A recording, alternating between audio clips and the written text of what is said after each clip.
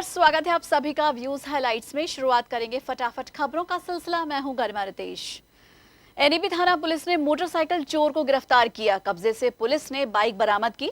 परिवादी शेर सिंह ने थाने पर आकर बाइक चोरी का मामला दर्ज कराया था, जिस पर डीएसटी टीम ने इस मामले में नितिन निवासी मीणा पाड़ी को गिरफ्तार किया है।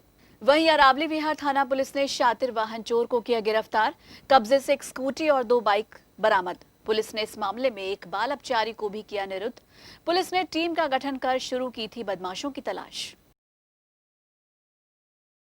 ये अभी पिछले जून माह में यहाँ मोटरसाइकिल चोरियाँ अचानक से लॉकडाउन के बाद बढ़ गई थी और इस संबंध में श्रीमान एसपी साहब के निर्देश से और कार्रवाई की है टीम ने, जिसमें राजगढ़ थानाधिकारी और उनके सहयोग से 2 व्यक्तियों को, एक तो नाबालिग है और दूसरा व्यक्ति है जो कृष्ण गोपाल, को गिरफ्तार किया है और इनकी इतला से हमने एक स्कूटी बरामद की है। उसके अलावा 5 शहर में जो वारदातें हुई हैं मोटरसाइकिल चोरी की वो खुली हैं। इनमें 4 अरावली विहार थाना इलाके की है और 1 कोतवाली थाना इलाके की है और 2 मोटरसाइकिलें पूर्व में राजगढ़ में गिरफ्तार की जा चुकी, वो राजगढ़ में जब्त हो चुकी है और इनका एक साथी सुनील है जो पूर्व में गिरफ्तार हो चुका है राजगढ़ में। कहाँ का रहने वाले? सुनील कालाकुआ का निवासी है।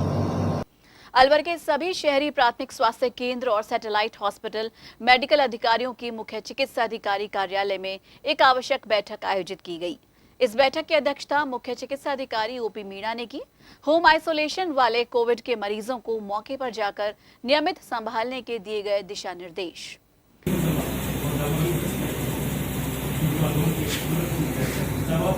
कोविड-19 और मौसमी बीमारियों को ध्यान में रखते हुए शहरी क्षेत्र विशेष रूप से जो हाई रिस्क में रहते हैं उन क्षेत्र के और सभी मेडिकल ऑफिसर्स को बुलाकर उनको जो हमारे होम आइसोलेशन में जो पेशेंट चल रहे हैं उनको किसी प्रकार की कोई लापरवाही नहीं हो, उसको जो प्रोटोकॉल है उसके अकॉर्डिंग उनका जो विजिट करें। विजिट के बाद में ये इंश्योर कर लें कि किसी प्रकार की कोई परेशानी नहीं है। आवश्यक ट्रीटमेंट या इम्यूनिटी बूस्टर की जो एडवाइस है डाइट से संबंधित, इस डिसइंफेक्शन से संबंधित, प्रिवेंट और बीमारी की रोकथाम और नियंत्रण से संबंधित जो गाइडलाइन है वो उनके साथ काउंसलिंग करें, बैठें, उनको बताएं। और जो सोसाइटी में, समाज में मरीज के साथ में जो डिस्क्रिमिनेशन चल रहा है उसको कम करने के लिए, आमजन में अवेयरनेस डेवलप करने के लिए ये मीटिंग लिए और मीटिंग लेने के बाद उनको निर्देशित किया कि इस तरीके की चीज़ों को आप मेंटेन करें। श्रम मंत्री टीकाराम जूली ने बुधवार को कोरोना जागरूकता को लेकर आयोजित विभिन्न कार्यक्रमों में भाग लिया। मंत्री ने सूचना केंद्र में सूचना और जनसंपर्क विभाग की ओर से लगाई गई प्रदर्शनी का फीता काटकर उद्घाटन किया। इस दौरान एडीएम प्रथम रामचरण शर्मा और उप निदेशक राजेंद्र मीणा सहित अन्य लोग रहे मौजूद।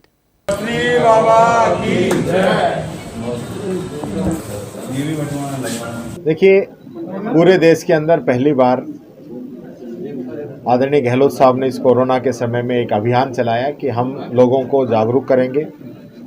जागरूकता फैलाने के लिए सभी विभाग, सभी माननीय मंत्रीगण, सभी विधायकगण और सभी अधिकारी कर्मचारी लगातार अपने अपने क्षेत्रों के अंदर जा रहे हैं, अपने अपने विभाग के अंदर जा रहे हैं और लोगों को जागरूक हम कैसे करें, इसको लेके एक बहुत बड़े स्तर पर अभियान चलाया गया है, जो कि टीवी, रेडियो, सोशल मीडिया, सभी प्रिंट मीडिया, जितने भी जो इसके साधन हैं, संसाधन है जिनसे आम जन तक हम बात पहुंचा सकते हैं, वो सारी चीज़ें सरकार कर रही है।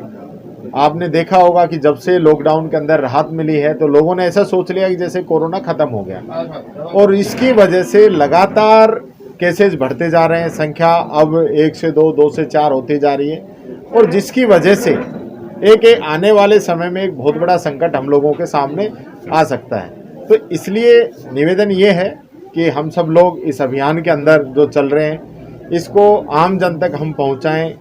वहीं राजकीय उच्च माध्यमिक विद्यालय देसुला में माननीय श्रम राज्य मंत्री टीकाराम जूली ने कोरोना जन जागरूकता अभियान कार्यक्रम के तहत कोरोना काल में जिन कर्मचारियों ने अपने अपने दायित्वों का निर्वहन किया और पूरी निष्ठा से जिन्होंने अपना कार्य किया, उन सभी का मंत्री महोदय ने प्रशस्ति पत्र देकर सम्मान किया। कार्यक्रम में मंत्री जी के साथ अन्य पदाधिकारी भी रहे मौजूद। इस दौरान सभी कर्मचारियों का उत्साहवर्धन किया गया, साथ ही कोरोना महामारी से बचाव के उपाय भी बताए गए। हाँ, क्या कार्यक्रम किया गया आज? आज राजकीय उच्च माध्यमिक विद्यालय देसुला में श्रम राज्य मंत्री श्री टीकाराम जूली जी पधारे और उनके साथ अन्य पदाधिकारीगण भी मौजूद रहे। उन्होंने विद्यालय में आकर कोरोना महामारी के तहत जिन जिन कर्मचारियों ने योद्धा के रूप में अपने कर्तव्यों का निर्वहन किया और जिन्होंने पूरी निष्ठा से अपनी ड्यूटी निभाई, उन सबका उन्होंने प्रशस्ति पत्र देकर के सम्मान किया।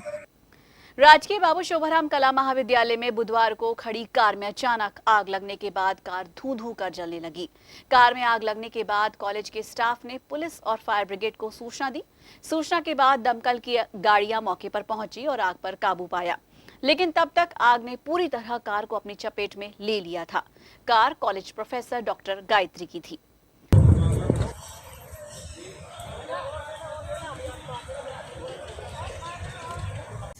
पहले मैंने वहाँ ऑफिस के सामने पार्क करी, वहाँ मैं साइन करके और फिर मैंने सोचा इतनी दूर धूप में मैं पैदल आऊँगी। मैंने ज्योग्राफी डिपार्टमेंट के बाहर आके गाड़ी पार्क कर दी और मैं इसको लॉक करके डिपार्टमेंट के अंदर चली गई। वहाँ मैं सर से और मैम से बातें करने लगी। हम लोग अपने एडमिनिस्ट्रेटिव इश्यूज डिस्कस कर रहे थे। 10 मिनट हो गए थे, उतने में बाहर से सबने कहा आप लोग बाहर आओ बाहर आओ। बहुत 2-3 लेक्चरर्स हमें आवाज़ देने लगे। हम लोग उठ के और बाहर आए। हमने सोचा पता नहीं क्यों बुला रहे हैं। बोले सर ये आप अपनी गाड़ी हटा लो यहाँ से, ये किसी की गाड़ी में धुआं निकल रहा है। क्योंकि मेरी गाड़ी थी वो, मैंने कहा ये तो मेरी कार है। तो उन्होंने कहा इसमें धुआं निकल रहा है। थोड़ी देर में हमने देखा इसमें छोटी सी फ्लेम हुई और धीरे धीरे पूरी गाड़ी में आग पकड़ ली। हाँ, इसमें ये फैक्ट्री फिटेड है, वैगनार है, फैक्ट्री फिटेड एलपीजी और पेट्रोल है। इसमें बाहर वाला सिलेंडर नहीं लगा हुआ है। जो डिक्की में होता है फैक्ट्री फिटेड है वही है। पूरी गाड़ी खत्म हो चुकी है। गाड़ी तो अब आप देख लो खत्म ही हो चुकी है। वो तो फायर ब्रिगेड बुलाना पड़ा और उनसे उससे वो बुझी है, तो गाड़ी तो खत्म हो ही गई है। आप यहाँ कौन से डिपार्टमेंट? मैं ज्योग्राफी डिपार्टमेंट में एसोसिएट प्रोफेसर हूँ। क्या नाम है? डॉक्टर गायत्री यादव। ठीक। अलवर का विश्वविख्यात टाइगर पार्क सरिस्का बुधवार से 3 महीने के लिए पर्यटकों के लिए फिर से बंद हो गया है। अब ये पार्क 1 अक्टूबर को पर्यटकों के लिए खोला जाएगा। लॉकडाउन के बाद हाल ही में 8 जून को खोला गया था टाइगर पार्क सरिस्का।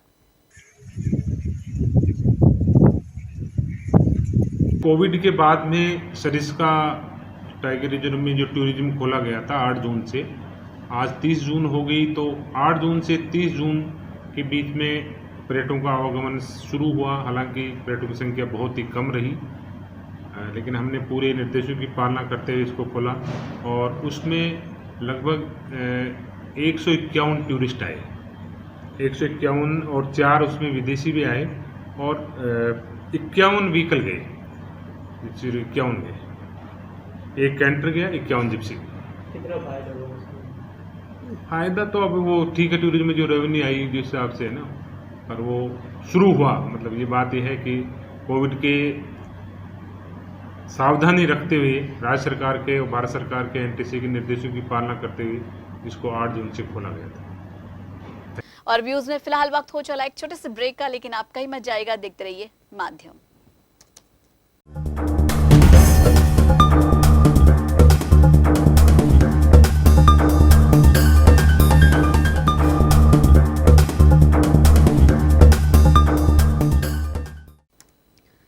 व्यूज में एक बार फिर से आप सभी का स्वागत है और अब फिर से रुक करेंगे कुछ और खबरों का। अलवर केंद्रीय कारागार के 2 बंदियों और 1 बाल अपचारी ने समुचित उपचार लेकर हौसला दिखाते हुए आखिर कोरोना को मात दे ही दी।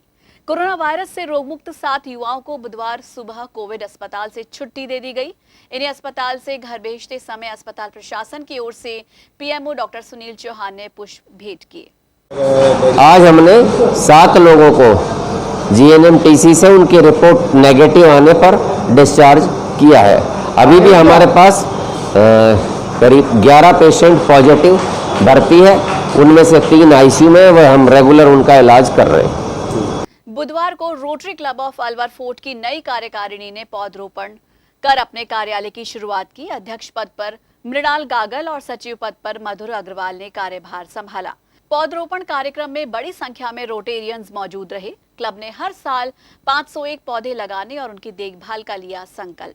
आज से आपका टेन्योर शुरू है रोटरी क्लब फोर्ट का, तो क्या आज से किस तरीके का कार्यक्रम शुरू किया? आज 1 जुलाई से हम लोगों ने रोटरी क्लब अलवर फोर्ट ने नेशनल एकेडमी स्कूल के अंदर 51 पौधे लगाए और साथ ही साथ हमारे जितने भी मेंबर्स हैं उन्होंने प्रण लिया कि हम लोग अपने घरों के अंदर 1-1 पौधा लगाएंगे, जिनकी हम लोग देखभाल करेंगे और साथ ही साथ पूरे वर्ष के अंदर हम लोग 500 पौधे लगाएंगे जिनकी एक एक पौधे की देख रेख की जाएगी और सामाजिक कार्यों के अंदर सब लोग सदैव तत्पर रहेंगे। कोरोना महामारी की रोकथाम और उसके बचाव के लिए सरकार द्वारा चलाए जा रहे जन जागरूकता अभियान के तहत माता श्री गोमती देवी जन सेवा निधि द्वारा जन जागरूकता अभियान का शुभारंभ किया गया। अलवर जिले की विभिन्न पंचायत समितियों को जागरूकता से जोड़ने के लिए इस पहल का शुभारंभ राजगढ़ में कटमर क्षेत्र में किया गया। राज्य सरकार द्वारा ये जन जागरूकता अभियान का जो कार्यक्रम चलाया जा रहा है, तो संस्था क्योंकि शुरू से कोविड में संस्था पहले दिन से इस कार्यक्रम में जनहित के कार्यक्रमों के अंदर हम अपना जो भी सहयोग है वो दे रहे हैं। इस जागरूकता अभियान के तहत भी हमने एक जागरूकता रथ बनवाया, जिसकी शुरुआत हमने रामगढ़ ब्लॉक से बगड़ मेप से उसकी बगड़ तराई से उसकी शुरुआत की थी, जिसको माननीय जो विधायक हैं सफिया खान जी, उन्होंने उसको फ्लैग आउट करके उसको रवाना किया। उस दिन वहाँ की एसडीएम साहिबा भी उपस्थित थी। साथ में हमारा ये प्लान था कि इस रथ को हम जो जिले की विभिन्न तहसील हैं, रामगढ़ से फिर इसको लक्ष्मणगढ़ भेजा, वहाँ एसडीएम साहब ने इसको फ्लैग आउट किया। फिर राजगढ़ के अंदर हमने इस जागरूकता रथ को साथ में स्वयं सहायता समूह की महिलाओं के द्वारा रैली पूरे राजगढ़ कस्बे के अंदर निकाली गई। और कल कठूमर के अंदर वहाँ पे जो भी हमारे अधिकारी और वो थे, साथ में उन्होंने शपथ भी दिलवाया इसकी कोविड में कि सभी मास्क लगाएंगे, सोशल डिस्टेंसिंग का पालन करेंगे। और ग्रामीण क्षेत्रों के अंदर इस पूरे रथ को 4 दिन इसको घुमाया गया।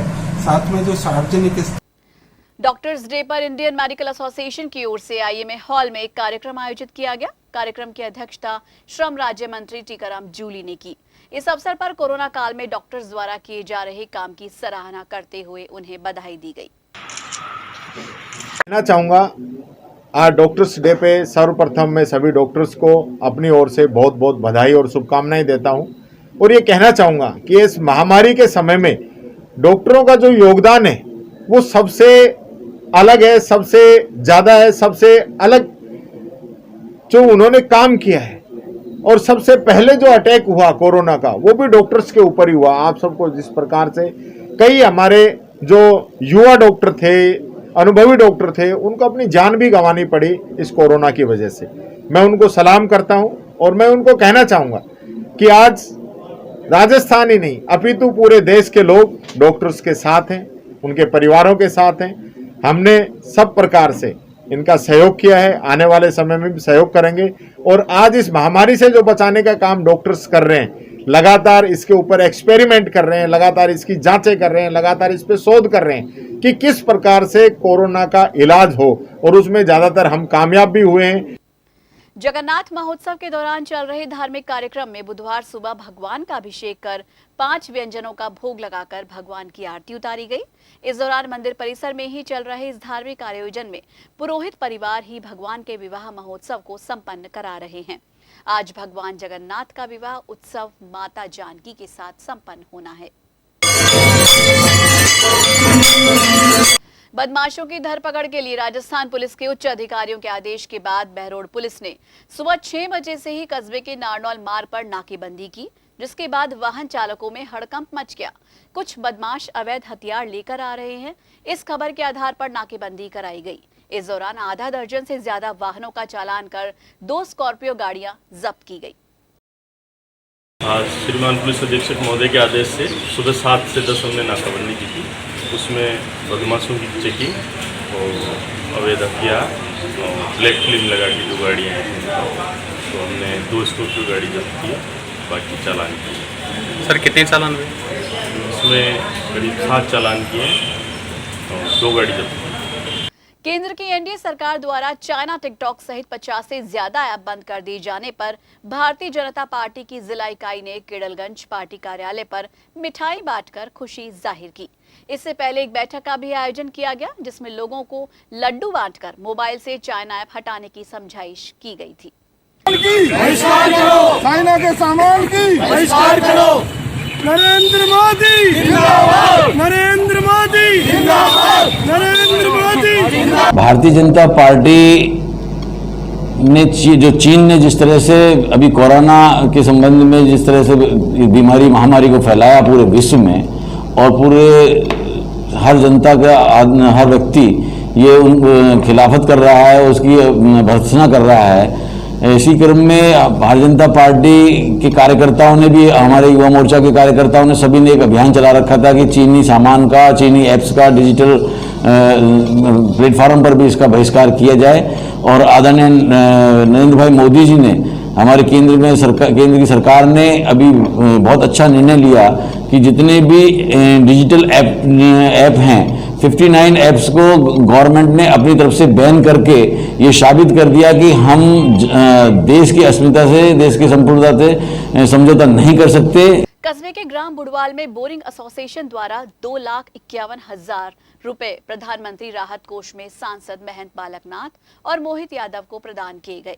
इस दौरान जिला अध्यक्ष बलवान सिंह, बोरिंग एसोसिएशन के अध्यक्ष सहित कई अधिकारी रहे मौजूद। जो आम नागरिक के विकास के लिए जुड़ा है, आम नागरिक की अपने जीवन को आगे बढ़ाने के लिए जो रोज के कार्यों से जुड़ा है, उन विषय को उन्होंने पूरा करने का कार्य किया। कस्बे के ग्राम दुघेड़ा में यदुवंशी महासंघ के प्रदेश सचिव सत्य कपूर यादव ने अपने पुत्र भूपेश यादव के जन्मदिन के उपलक्ष्य में झरना बाबा के परिसर दुघेड़ा में नवयुवक मंडल के साथ वृक्षारोपण किया, साथ ही पर्यावरण संरक्षण की अनूठी पहल की। बुधवार को रोटरी क्लब ऑफ अलवर की ओर से आयोजित वृक्षारोपण कार्यक्रम का आगाज किया गया। अलवर की अरावली पहाड़ियों की वादियों में बसे मानसरोवर धाम में विभिन्न प्रजाति के फलदार और छायादार वृक्ष लगाकर वृक्षारोपण का आगाज किया गया। इस दौरान अलवर रोटरी क्लब के नए अध्यक्ष सुरेश गोयल और सचिव विकास गुप्ता को लोगों ने बधाई दी। पौधरोपण के साथ ही सामाजिक सरोकार से जुड़ी भावना के साथ पूरे वर्ष भर सामाजिक कार्य करने का प्रण भी लिया गया।